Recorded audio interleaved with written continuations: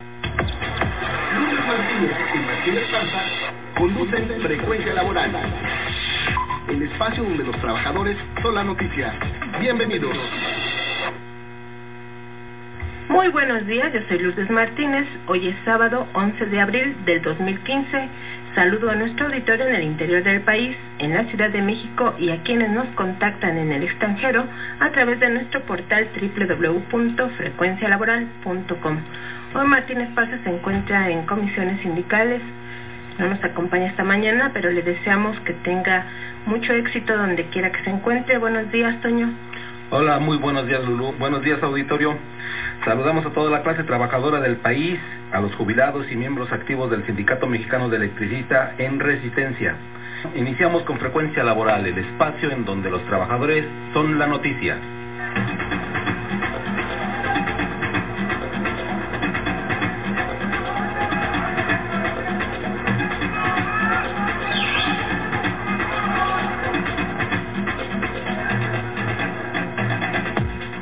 El equipo de Frecuencia Laboral expresa sus más sentidos pésames al amigo bombero Peregrino, quien hoy nos acompaña en la conducción del programa, Antonio Peregrino Rojo, por la muerte de su padre el pasado 7 de abril del 2015. Nuestras condolencias, Toño. Gracias, muchas gracias. Por cierto, ayer se conmemoraron 96 años de la masacre del general Emiliano Zapata, líder del Ejército Libertador del Sur, quien se levantó en armas en 1911 contra el mal gobierno y el reclamo de tierra y libertad. De lleno en la información, agentes de migración y aduanales extranjeros podrán entrar armados a México y actuar a lo largo y ancho del país. Por votación mayoritaria de los senadores del PRI, PAN y Partido Verde Ecologista, esto fue considerado como una violación a la soberanía nacional por el secretario de Gobernación, Manuel Bartlett, actual senador por el Partido del Trabajo, quien dijo que los senadores priistas, panistas y verdeecologistas avalaron la intención de Estados Unidos de controlar a México en forma económica, política y militar. Es inconstitucional. La propuesta violenta del artículo 89, fracción décima de la Constitución, fundamentalmente se infringen los siguientes principios de política exterior: el de la no intervención y el de autodeterminación de los pueblos, porque agentes extranjeros armados actuarán en el territorio soberano de México. ¿Quién tendrá el mando de esos destacamentos en todo el país de agentes extranjeros armados? Consideramos que nuestros servicios de migración y aduanales estarán bajo la autoridad de la Homeland Security, que es el organismo establecido por Bush para combatir sin ninguna limitación al terrorismo violando derechos humanos. La Homeland Security está bajo la dirección de Johnson, cuyos antecedentes en la defensa de asesinatos específicos está en toda la literatura norteamericana. ¿Pueden ustedes imaginarse cómo se va a dar esto en Chiapas, en Guerrero, en Oaxaca? La presencia de ese tipo de policías migratorios es desvergonzadamente la aceptación una vez más de imposiciones de los Estados Unidos. Ellos quieren estar ya aquí metidos en aduanas directamente y en migración. ¿Qué no pueden vislumbrar lo que va a ocurrir? ¿Qué no tienen idea de lo que representa en una estación migratoria, en una instalación migratoria? La presencia de agentes norteamericanos de la Border Patrol, esa misma que mata a mexicanos, incluso que dispara desde allá y mata a mexicanos acá y no les pasa nada, ¿verdad? Con un autoritarismo y un racismo brutal con el que proceden en los Estados Unidos, van a venir a actuar en México, en nuestro territorio, frente a mexicanos, con el carácter de autoridad. ¿Qué es lo que han hecho con estos gobiernos entreguistas? Ya están metidos aquí en México, ya movieron la frontera, ya en el mismo de Tehuantepec tienen revisiones y ahora van a ser autorizados a portar armas. Esto es una violación de la soberanía nacional. Es la geopolítica norteamericana, que es la integración de la zona de América del Norte de manera económica, política y militar, con la aceptación de ustedes, señores senadores y senadoras. La reforma a la Ley de Armas de Fuego y Explosivos, que fue aprobada el jueves 9 de abril del 2015 por 79 votos a favor y 20 en contra en el Senado de la República, señala en sus artículos 27, 28 y 28 bis que podrán entrar agentes armados cuando estén al cuidado de algún alto funcionario extranjero en visitas oficiales. También podrán entrar armados agentes de migración y aduanales portando armas de calibre 40 y otro tipo de armas, sin especificar cuáles, siempre que a juicio de la Secretaría de la Defensa Nacional se justifique. Sin embargo, los senadores del PRI, PAN y del Verde Ecologista dieron un argumento que no convenció a los partidos de oposición. Señalaron que con eso se incrementarán las exportaciones y el turismo, por lo que el senador Alejandro Encinas preguntó ¿y por qué las armas? O sea, ¿en qué va a servir que vengan armados para incrementar la economía? Y él opinó que ese es un argumento falaz y lo que sí aumentará es la pérdida de soberanía. Querer fundamentar que una reforma a la ley de armas de fuego y explosivos, al permitir que agentes aduanales o agentes migratorios de otros países intervengan dentro del territorio nacional, va a traer más turismo, va a aumentar el comercio y va a reactivar la economía, pues la verdad es que resulta un argumento por lo menos débil y falaz. Si el propósito es alentar el comercio, el turismo y dar facilidades, yo no veo cómo policías armados lo vayan a garantizar. Los recintos aduanales no se establecen solamente en la frontera o en las fronteras de nuestro país. Tenemos muchos puertos de revisión aduanal en el interior de la República e incluso aquí en el Distrito Federal y en el Estado de México. Y pretender que ahora estos agentes operen en estas ciudades puede traer consecuencias adicionales sumamente delicadas. Si algo no necesita este país es seguir concediendo soberanía a otros países, particularmente a los Estados Unidos. Los senadores del PRI, PAN y del Verde Ecologista rechazaron en la tribuna que sean traidores a la patria. También rechazaron que sean entreguistas. Lo que están buscando, dijo el senador priista Patricio Martínez, el gobernador de Chihuahua, es que también se haya incrementado la economía y que haya agentes aduanales y migrantes mexicanos en Estados Unidos y en otros países. Pero no argumentaron suficientemente. ¿Por qué entrarán con armas?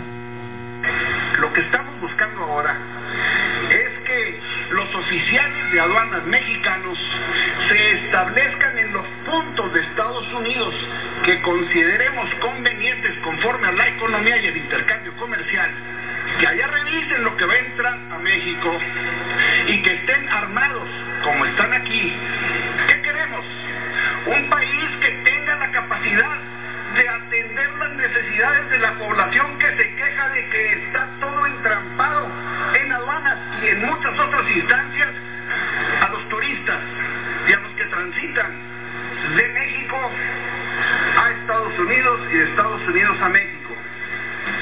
No sé cuántas veces hayan viajado últimamente a hacer conexión en uno de los puntos de entrada de los Estados Unidos, Houston, Dallas o similares, Arizona, que llegan y para hacer conexión a otra parte de los Estados Unidos en otro avión o a Europa, por razones propias del turismo, hay que llegar a un gigantesco congestionamiento de la migración norteamericana en esos aeropuertos.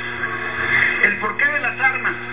Porque los agentes, los oficiales mexicanos estarán trabajando en todo su uniforme y con armas.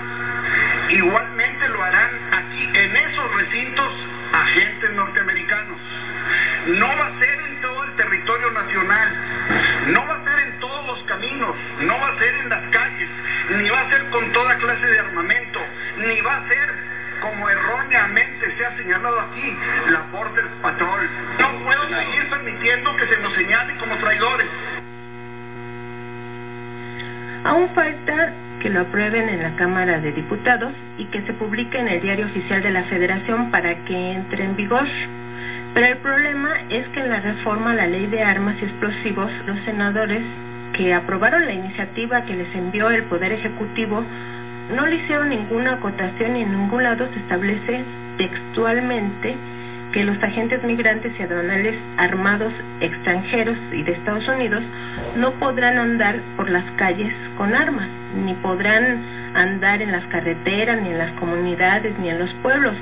Y en términos legales, lo que no está prohibido está permitido, ¿o no, licenciado Luna? ¿Qué opinas?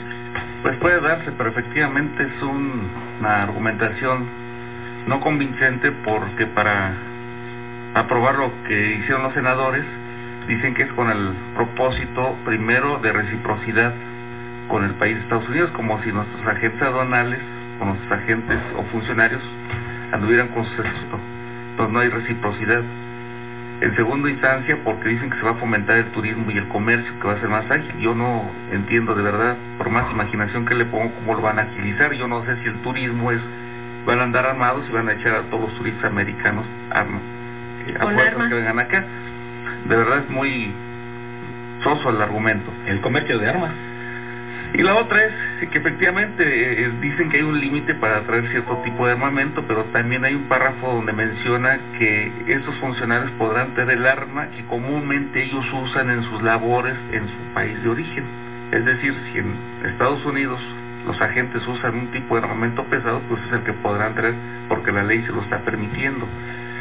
Y esto que menciona usted de que podrán andar en la calle, efectivamente así va a ser, porque tienen pues ya el derecho, con esa ley que se crea, de que puedan, en función de protección a sus dirigentes o a sus funcionarios, el andar armados y pues evidentemente, demostrado últimamente, pues no sé qué pueda suceder aquí en México en un momento dado,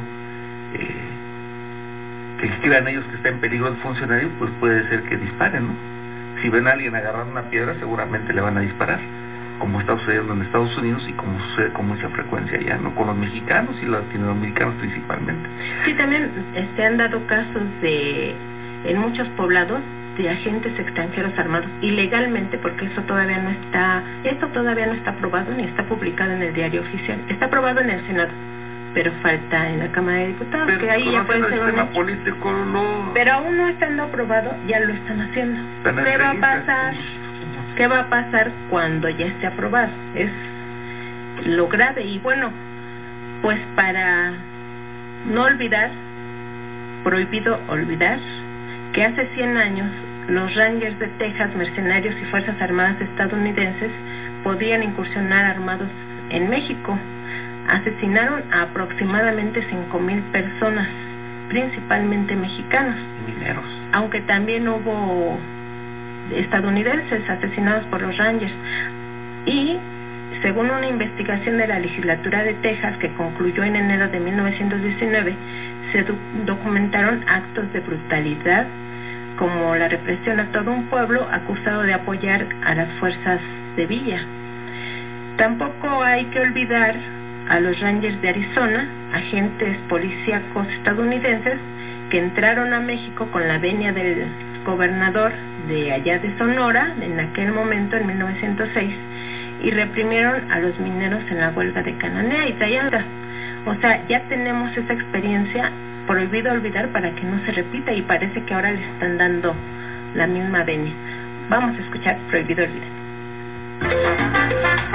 Prohibido esperar respuestas, prohibida la voluntad, prohibidas las discusiones, prohibida la realidad, prohibida la libre prensa y prohibido el opinar. Prohibieron la inteligencia con un decreto especial. Si tú no usas la cabeza, otro por ti la va a usar. Prohibido olvidar, prohibido olvidar.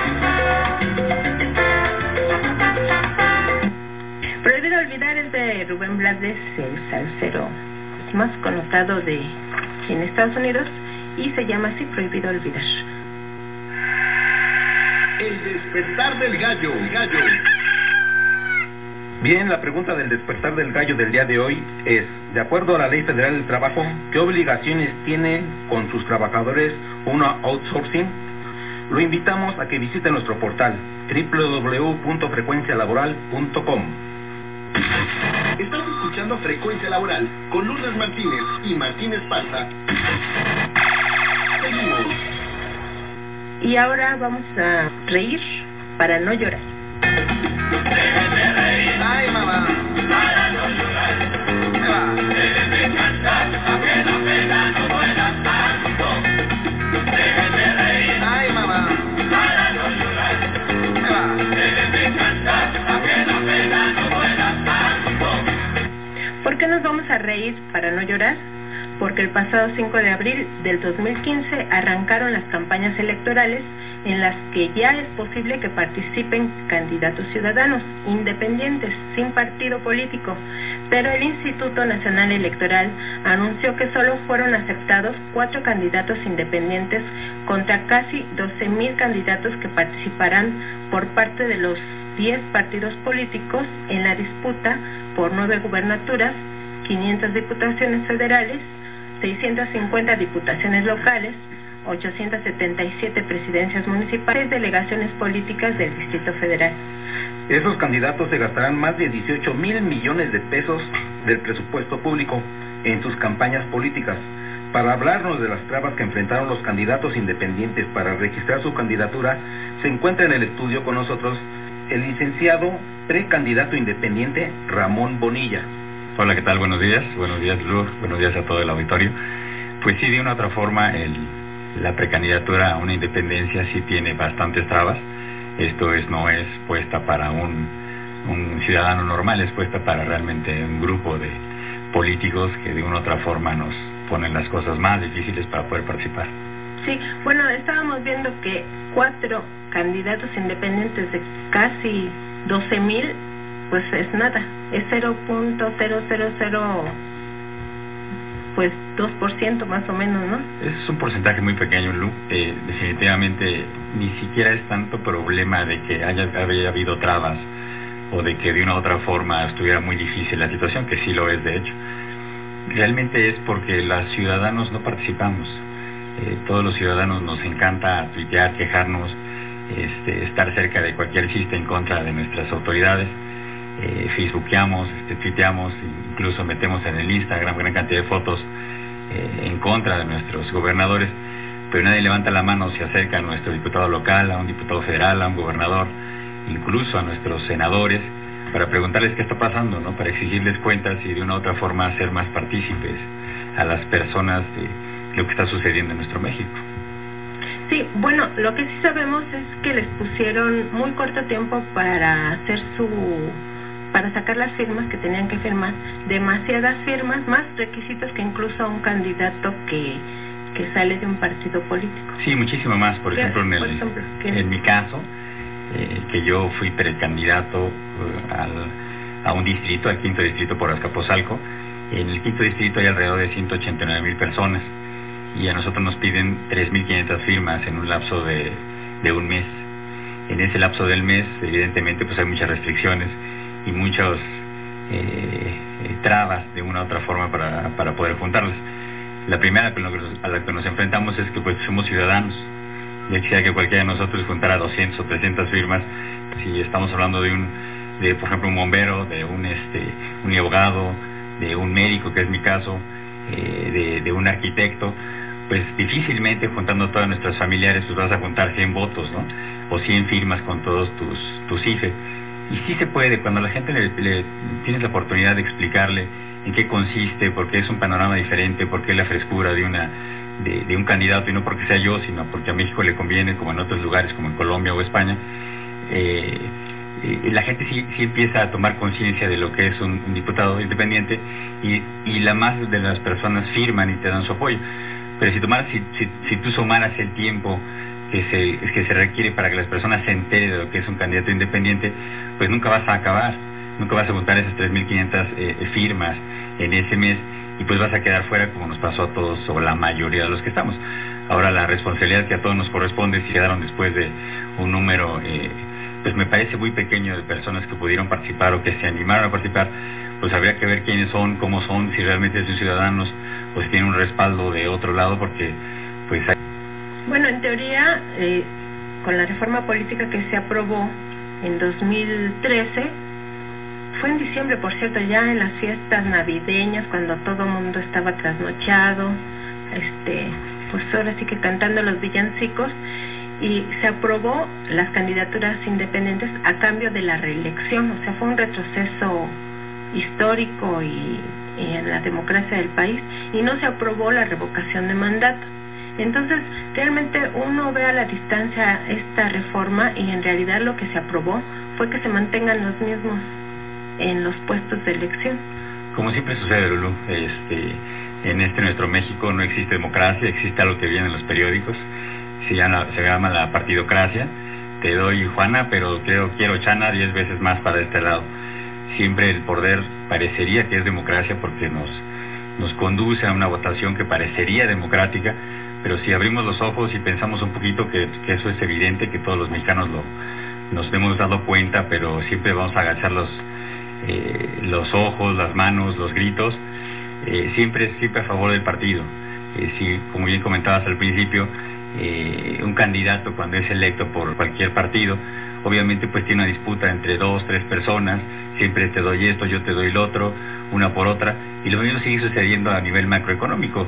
Si te doy una candidatura independiente, que ya comentabas son 4, para comparación de todo el dinero que se va a gastar, incluso el IEDF y nuestros propios partidos, que es nuestro dinero, entonces la cantidad entonces es irrisoria, el resultado realmente sale algo totalmente desalentador. Pero de una u otra forma, al nosotros o todo México empezar a hacer conciencia de una candidatura independiente, estoy seguro que tarde o temprano vamos a adquirir más poder y de una u otra forma vamos a empezar a cambiar toda esta situación que pues si tomáramos un retrato de nuestra ciudad, nadie sabía ni siquiera para dónde vamos. Bueno, ya habíamos estado haciendo nosotros algunas entrevistas con expertos de la Facultad de Ciencias Políticas de la UNAM, que hablan de que en realidad hay una crisis tanto de la democracia como de credibilidad de la participación ciudadana, porque esta reforma política que supuestamente impulsó la participación ciudadana puso tantos candados que en realidad la ciudadanía no puede participar, sobre todo en lo que es la consulta popular. Y resulta que cuando analizamos los candidatos que quedaron en los partidos políticos en los puestos claves, son gente que ha estado pasando de una cámara a otra, incluso en los partidos nuevos, quienes de inmediato tenían candidaturas y precandidaturas eran políticos viejos del PRI, incluso que habían pasado al PRD y ahora están en otros partidos, pero que su esencia viene desde el PRI. Entonces, dice uno, ¿realmente ha cambiado algo en México? No, definitivamente no. Nuestra partidocracia, que es ya el irrisorio lo que nos está pasando, no es democracia en ningún sentido. Democracia es que las personas nos acerquemos a nuestros gobernantes y empecemos a exigir. No estoy de acuerdo de seguir haciendo manifestaciones, seguirnos levantando y seguir facebookeando, sino acercarse realmente a lo que es el partido, a lo que es nuestra democracia, acercarse y participar de una u otra forma. Por supuesto, todo va a seguir igual. Tocaste un punto de los nuevos partidos. Yo pienso en mi forma limitada de la política, es que muy probablemente va a seguir pan con lo mismo, porque la estructura es la misma y se va evidentemente a trabajar con las mismas personas y se va a seguir haciendo política como se ha llevado hasta el momento. Y la verdad las cosas es que yo creo que los mexicanos tenemos hambre de una política nueva, hambre de una nueva forma de hacer las cosas, lejos de lo que ya estamos acostumbrados. Te doy, me das, intercambios por intercambios, siempre los mismos, convenios con convenios, y siempre es convenios contra los grupos de poder, ¿no? Grupos de poder enormemente armados en el sentido de económicamente, estratégicamente, y que evidentemente tienen el poder de una u otra forma. Sí, si nada más para las campañas electorales se van a gastar 18,000 millones de pesos. ¿Cuánto tuvieron ustedes para hacer su precampaña? Nada, por la ley estábamos limitados, incluso de una u otra forma nos pidieron que hagamos una cuenta y nos advirtieron de una u otra forma, parafraseando, de que hay que tener todas nuestras cuentas en regla. Esto es Hacienda, esto es tus bancos, esto es tus pertenencias, porque por supuesto el mismo hecho de levantar la mano y acercarse al IEDF pues causa cierta reticencia para no seguir con lo mismo, ¿no? Para no poder levantar y poder participar. No es tan fácil acercarse y tener cierto valor y fuerza social para acercarse y firmarle ahí, ¿no? Claro, mientras ellos compran helicópteros con el presupuesto público. Licenciado Luna, ¿qué opina? Pues más bien yo me gustaría saber las intenciones del doctor Ramón, ¿por qué decidió él una candidatura independiente? Bueno, evidentemente esa pregunta es muy más que amplia y podríamos responderla con otra pregunta. Si pudiéramos poner una fotografía de México en la situación que se encuentra, como les comentaba al principio, ¿alguien sabría hacia dónde vamos? Si segmentamos o vemos a detalle esta fotografía y piensas en nuestra educación, en nuestras situaciones laborales, en nuestra seguridad, en la microeconomía, en la macroeconomía, en Pemex, en luz, cualquier tema en el que tú quieras pensar, hay mil vertientes, mil ideas que al final no sabemos ni siquiera hacia dónde vamos. Y lo que está sucediendo desde el punto de vista es que estamos haciendo, como ya comentaste, pues un retroceso a todo lo que está pasando, ¿no? Yo estoy seguro que nuestros abuelos decían que era mejor, quizá cuando nosotros seamos abuelos va a ser todavía igual mejor, en un 2020 pues quizá ahora es mejor ahora que después, pero de una otra forma nos estamos deteriorando. Entonces yo pienso que al tener un ciudadano independiente que no está amañado, que está limpio y que podríamos verlo en internet, por ejemplo, si usted pone, por decir un nombre, Peña Nieto, pues va a ver que hay cosas muy fantásticas de nuestro licenciado o de cualquier político. En ningún sentido me quiero expresar algo negativo en contra, pero si pones mi nombre, si pones el nombre de cualquiera de nosotros, en el Google sale gran cantidad de información que es verídica y que no está modificada, ¿no?, a favor para quedar bien con las personas. Entonces estamos hablando de personas que tienen una credibilidad muy alta y que podemos participar y hacer algo positivo y alejarnos de nuestro propio trabajo y de una u otra manera pues poner nuestro granito de arena. En el caso de una candidatura independiente estoy seguro que es lo mejor que nos puede pasar en México y estoy seguro que es la vía por la cual todos podemos participar. Sí, aunque claro, como usted dice, la ciudadanía tiene que participar para abrir los cauces. Mientras la ciudadanía no participe activamente, pues difícilmente se van a abrir los cauces. Esto de que se hacen revoluciones en la India a través de Facebook es una mentira. O sea, la verdad es que sí se requiere una revolución democrática en México y no simulaciones, porque realmente, y retrocesos, porque la reforma política en México fue una simulación en cuanto a participación ciudadana y candidaturas independientes, y un retroceso muy grave en cuanto a democracia, porque pues estos políticos no tenían reelección y pasaban de una cámara a otra toda su vida, ¿no? Ya Monreal dice incluso que él ya hasta se va a jubilar, ya lleva más de 30 años pasando de una cámara a otra y a una gubernatura, y en cambio, y eso es un político que se dice de izquierda. Imagínense los políticos que se dicen de derecha, pues ahí está un Beltrones, ¿no? Toda la vida en el poder político. Ahí están muchos, me llevaría todo el programa mencionándolos, pero muchos políticos que han hecho por México, pues están aprobando que entren agentes armados al país, que vendan las playas. Fue la iniciativa magistral de Beltrones, vender las playas. Afortunadamente no se ha aprobado en la Cámara de Senadores, pero esa fue su propuesta y votaron a favor de la privatización del agua. Entonces, ¿para qué nos sirve que estén ahí eternamente? Para que vendan al país. Estás escuchando Frecuencia Laboral con Lourdes Martínez y Martín Esparza. Seguimos.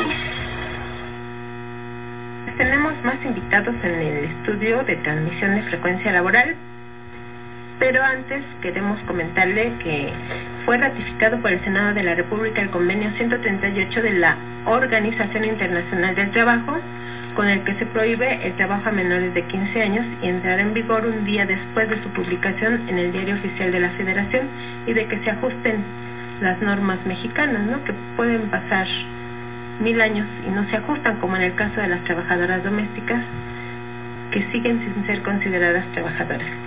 En tanto que en la Cámara de Diputados aprobaron incluir en el artículo 33 y 1006 de la Ley Federal del Trabajo que se prohíbe obligar a los trabajadores a firmar documentos en blanco o de cualquier otro medio que implique la renuncia de sus derechos laborales o que imponga obligaciones al trabajador que no están contempladas en la ley. Aún falta que lo aprueben en el Senado de la República y que se publique en el Diario Oficial de la Federación para que entre en vigor.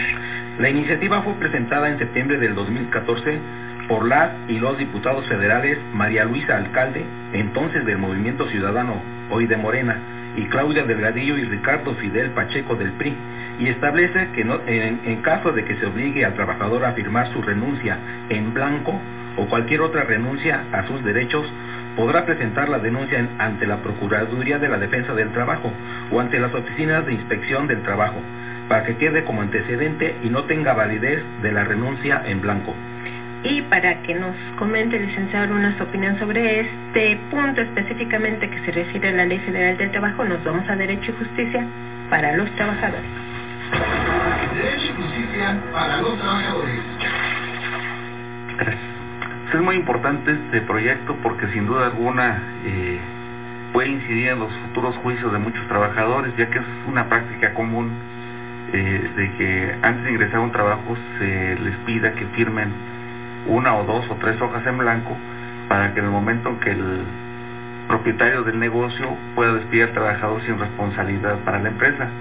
Pero también lo importante de esta iniciativa es que dice que cualquier documento mercantil que se les haga firmar a los trabajadores también se podrá dar aviso a las autoridades para que en un momento dado que este documento mercantil sea exigible pierda nulidad. Es decir, hay centros como Electra, por dar comercial, que a sus trabajadores les hace firmar como condición para ingresar a trabajar un pagaré, el cual no es llenado sino solamente firmado y con testigos que la misma empresa propone, y en un momento dado si el trabajador llega a denunciar el despido o básicamente el despido, la empresa lo que hace es hacer valer mercantilmente un pagaré justamente por la cantidad que le correspondería al trabajador de indemnización. Entonces son prácticas verdaderamente vergonzosas que existen en este país, pero que se da. Entonces por lo cual me parece que ojalá que se pudiera aprobar esto, pero lo más importante va a depender de lo que haga la gente. Si la gente no hace valer sus derechos, lamentablemente siempre vamos a tener un sistema de queja y no va a pasar nada. Muchas veces los trabajadores se les dice tienes que ir a la Procuraduría, tienes que ir a tal lado, y argumentan no tener nunca tiempo, o argumentan que no saben dónde ir. Y aquí es muy sencillo. Si yo como condición para firmar, entrar a trabajar, me dicen no firmas un pagaré o firmas un documento en blanco, lo que tengo que ir a hacer es un documento por escrito, presentarlo en la Procuraduría de la Defensa del Trabajo o presentarlo ante la inspección de la Secretaría del Trabajo. Ahí me van a sellar una copia, y esa copia lo que tengo que hacer es mantenerla guardada para si llegara el momento de que yo tuviera que exigir, es una prueba contundente a favor del trabajador. Pero lamentablemente los trabajadores muchas de las veces no tenemos esa organización mental de saber que tenemos que guardar toda nuestra documentación porque no sabemos en un futuro qué es lo que podamos utilizar de esos documentos. Ojalá que esta iniciativa al menos sea aprobada. Yo creo que sea un punto bastante positivo para los trabajadores. Un avance en este... Entonces, licenciado, ¿podrían ellos firmar y luego meter esa queja? Sí, así es. Inmediatamente. Sí, así sería más fácil para ellos en una defensa en el juicio. Sí, porque lamentablemente si tú tenías firmado un documento en blanco, tenías firmado un pagaré, pues no vas a tener trabajo. Así de sencillo. Claro. Pero ya una vez que lo hagas, presentas tu queja diciendo muy sencillo, en tal día, tal hora, fulano de tal me hizo o me dijo o me pidió que firmara tal documento, y das constancia de esos hechos ante la Procuraduría, y ese documento te lo sellan y tú lo tienes que guardar. Entonces queda esa constancia, lo haces valer en un juicio y tienes muchas probabilidades de que al menos por esa cuestión no te virlen tu indemnización. Ahí está, radio escuchas. Bueno, aunque voy a hacer la de abogado del diablo, porque ¿qué tal si también hay muchas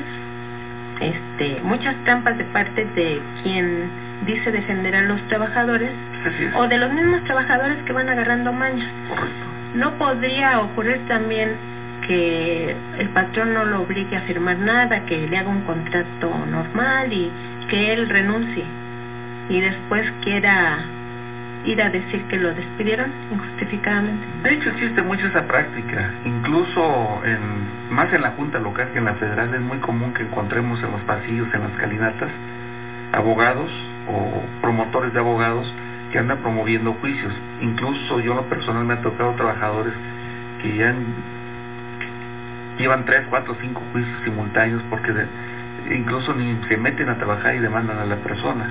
O que lo reinstalan y se van, ¿no? Así es. Eso, pero yo creo que son situaciones que se dan, que hay que evitarlas, por supuesto. A mí me parece que un buen trabajador es un buen ciudadano, y un buen ciudadano podemos forjar una patria diferente. Claro. Se da, pero no por eso podemos negar que la inmensa mayoría de los trabajadores más bien es al revés. Hay una injusticia total por parte de las autoridades que están obligadas, por ejemplo, de Inspección del Trabajo. Por eso los casos que suceden, después todo el mundo anda diciendo, no, pues que nos faltan inspectores, o es que no hay inspectores, licenciados. Pero la inmensa mayoría de las injusticias que se cometen en contra de los trabajadores es más abrumador que los malos trabajadores o las malas personas que hacen un uso abusivo de un derecho que tienen contemplado en las leyes. Es cierto, se da eso, pero a mí me parece que lo más importante es que la inmensa mayoría de los trabajadores, diría el 99% de los trabajadores, son los que estamos expuestos a las injusticias por parte de los patrones de no reconocer realmente el esfuerzo del trabajador. ¿Cómo evoluciona? Estamos en desventaja. Estamos los trabajadores en desventaja. Bueno, pues jubilados de Mexicana de Aviación hace más de 4 años que no cobran su pensión. Fausto Guerrero, presidente de la Comisión de la Asociación de Jubilados, Trabajadores y Trabajadores de la Aviación Mexicana. En relación a la pregunta, quiero comentarte que efectivamente no nos han pagado, y bueno, pues no nos han pagado desde agosto del 2010 a la fecha. Llevamos algunos procesos jurídicos, el primero específicamente para el pago, mismo que se implementó a partir del 4 de marzo, y en este momento, bueno, pues lleva su curso. Es una demanda, estamos solicitando que se nos paguen los adeudos contraídos, parte del proceso de la demanda.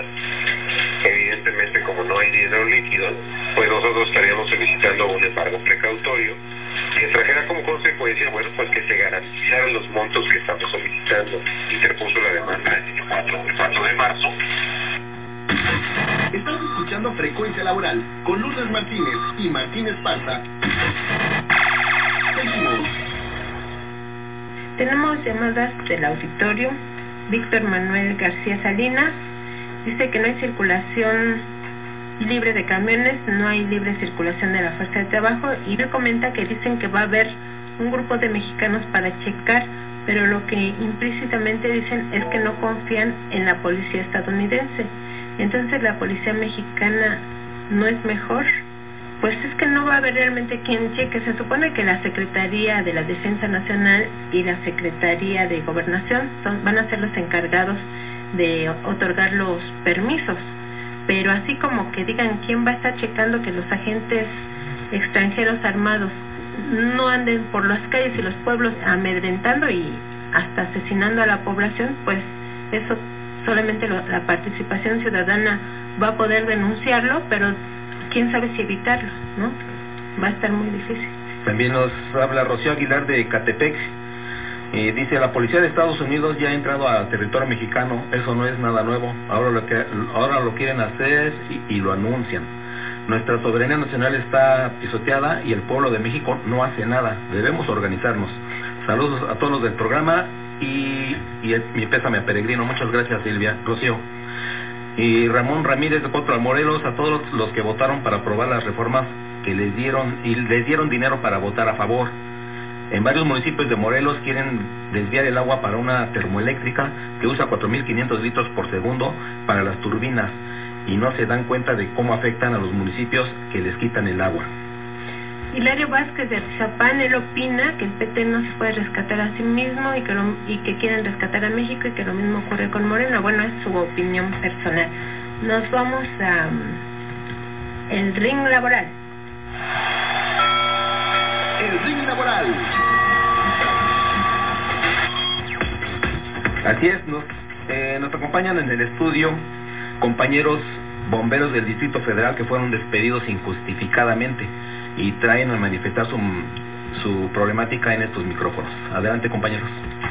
Buenos días, público Radio Escucha. Si te presentas con tu nombre, por favor. Mi nombre es Roberto Yáñez. Somos 57 bomberos despedidos injustificadamente del heroico Cuerpo de Bomberos del Distrito Federal y venimos aquí a denunciar la prostitución política del gobierno del Distrito Federal que, coludido con los sindicatos de los centros de trabajo que el mismo gobierno administra, está manejando el presupuesto de las instituciones para desviarlo a las campañas políticas. Como consecuencia de esto, nosotros fuimos despedidos para que se vendieran plazas en 200,000 pesos en el Cuerpo de Bomberos y despedidos personal próximo a jubilación con más de 25, 27 años de experiencia, y ahora estamos demandando al gobierno del Distrito Federal la reinstalación en nuestros puestos originales de trabajo. Actualmente estamos cobrando con la nómina de la Secretaría de Seguridad Pública y nos exiliaron laboralmente de la central de abastos donde estuvimos prestando nuestros servicios de noviembre al pasado mes de marzo, argumentando el gobierno del Distrito Federal que por nuestra seguridad no podíamos seguir laborando ahí, ya que habíamos sido agredidos por bomberos del Distrito Federal. Sin embargo, a partir del 7 de abril, ya bomberos del Distrito Federal están ocupando las instalaciones de la central de abasto con equipo altamente sofisticado, pero sin la capacitación adecuada. Nos estamos presentando ante una descomposición institucional que propicia el gobierno del Distrito Federal y ante una corrupción sindical del sindicato del heroico Cuerpo de Bomberos en detrimento al servicio de la ciudadanía. Mi compañero Rubén López les va a ampliar el panorama. Gracias, buenos días y gracias por el espacio.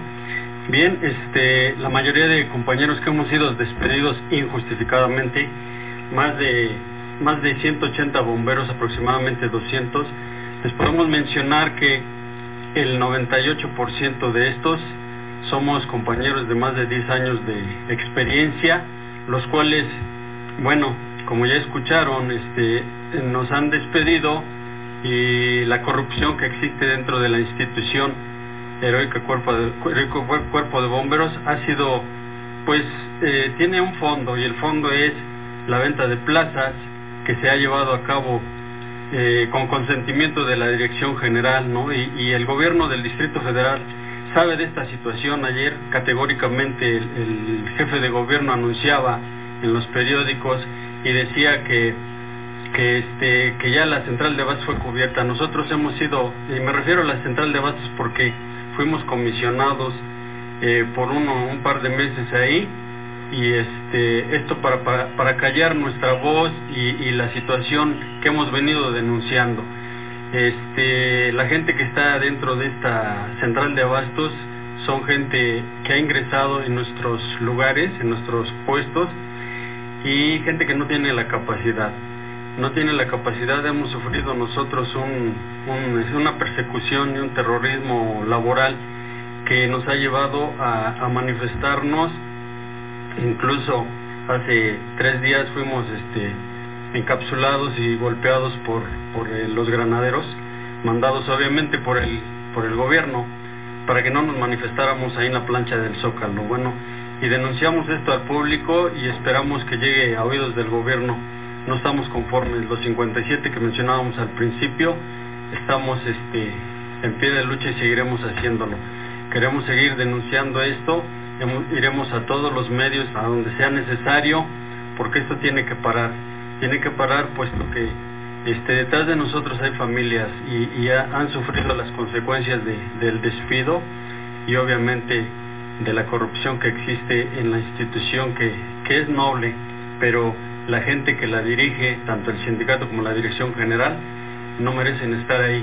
Y es un llamado al jefe de gobierno, porque pues él sabe de toda esta situación. Se han mandado toda la documentación, las demandas, las denuncias, y no hemos tenido respuesta de nadie.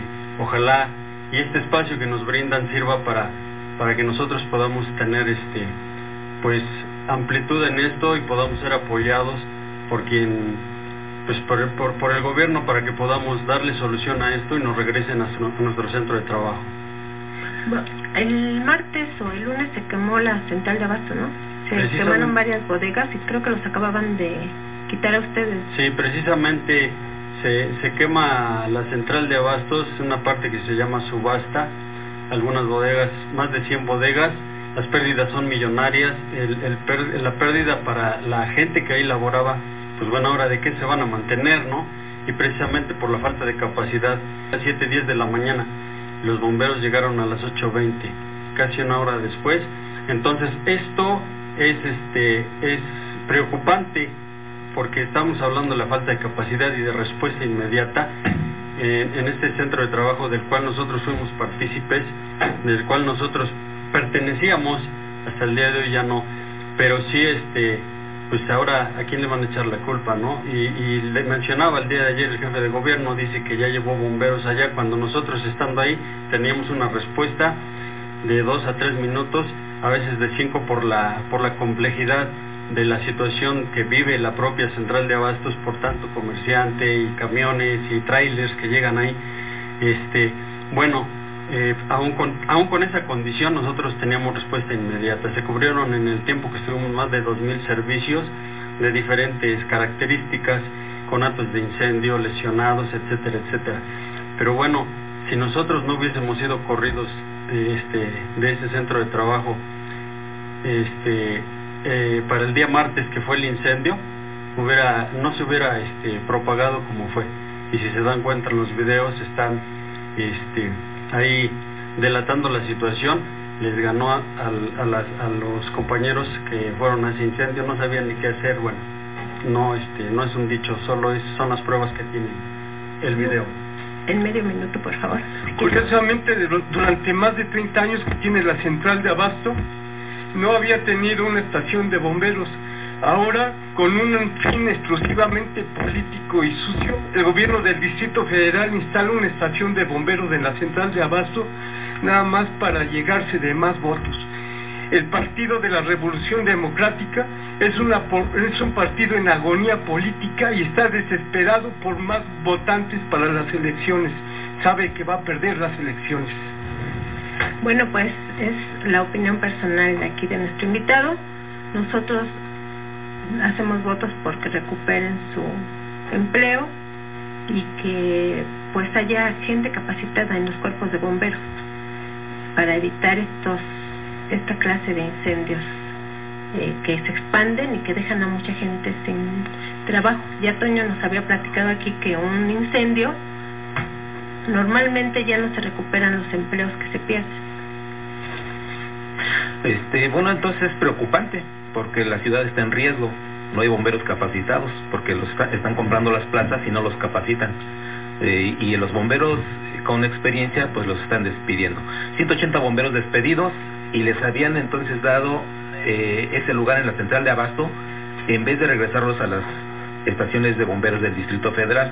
¿Ese convenio quién lo hizo? ¿Quién lo firmó o quién los dijo de palabra? Ese convenio se firmó un acuerdo en noviembre con el director general de Administración y Desarrollo de Personal de la Oficialía Mayor, Miguel Ángel Vázquez Reyes.